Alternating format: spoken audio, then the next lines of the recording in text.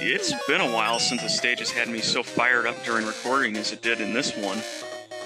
Swordman stage is quite the challenge.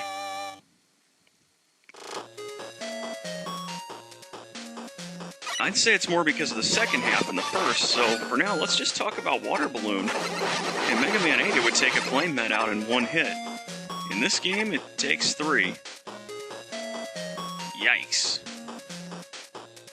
Also, speaking of 3, there are only 3 trials to deal with in Swordman stage as opposed to 4 in the original Mega Man 8.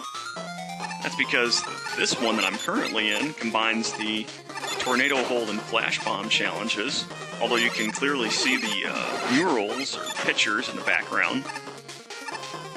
The order we see them in is the order we're going to have to hit some switches in a little bit. But not to worry, because I'm not paying attention to that. Instead, what you want to do is hit them in this order. 3, 1, 2.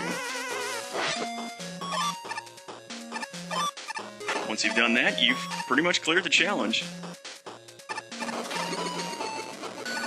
Now, while the other 2 challenges are more designed for the weapons, you can do these without them. That said, I'm kind of glad this stage didn't get picked until late, because, man, I needed to use the Thunderclaw and Ice Wave here to get through. You gotta be careful on some of these jumps, because it's very easy to miss and then start panicking. Again, though, having a weapon like the Thunderclaw allows you to bypass any major danger, and you get on through it pretty easily.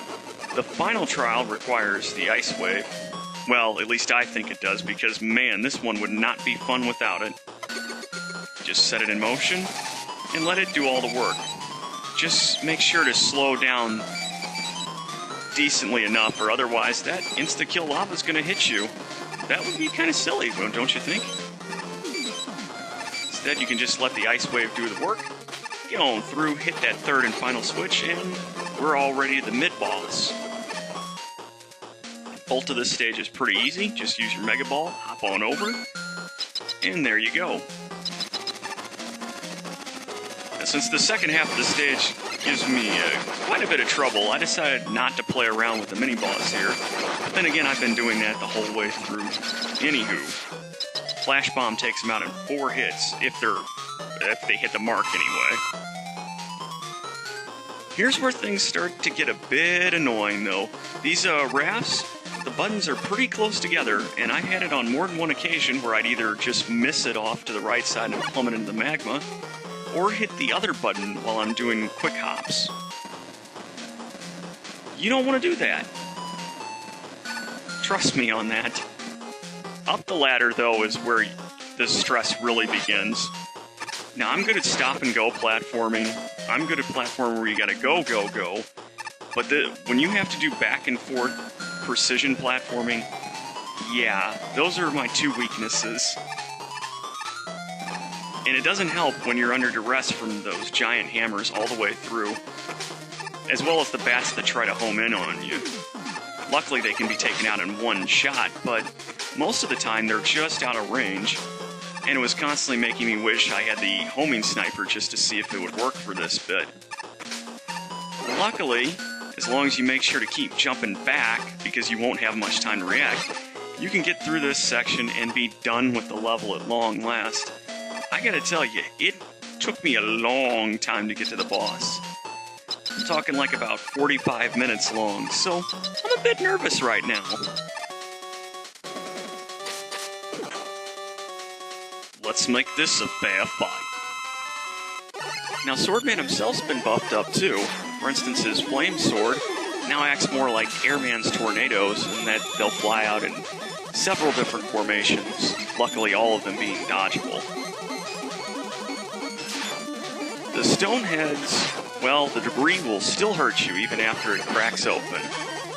This is my first try at this boss, and goodness knows my nerves are shot right now. Fire Tornado tries to act more like Magnet Man pulling you in. No big deal there. But again, I'm my own worst enemy as I continue to find myself jumping into all of Swordman's attacks in this fight.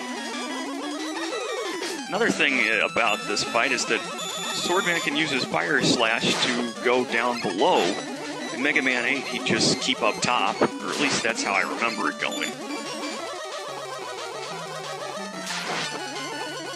Thankfully, you could get in a lot of hits after most of his attacks, as he leaves himself open quite a bit. And mercifully, this one is over. That was an interesting challenge that I was not ready for. But I am so glad I got it done. So glad. So that's why I'll take my second weakest weapon in Mega Man 8, the Flame Sword, and go. That's not a very rewarding weapon. You know what? Beggars can't be choosers. And Mega Men that fall into magma, well, they can't be choosers either. Well, that's the end of the first half of this double feature today. Join me next time for hopefully an easier stage. Oy.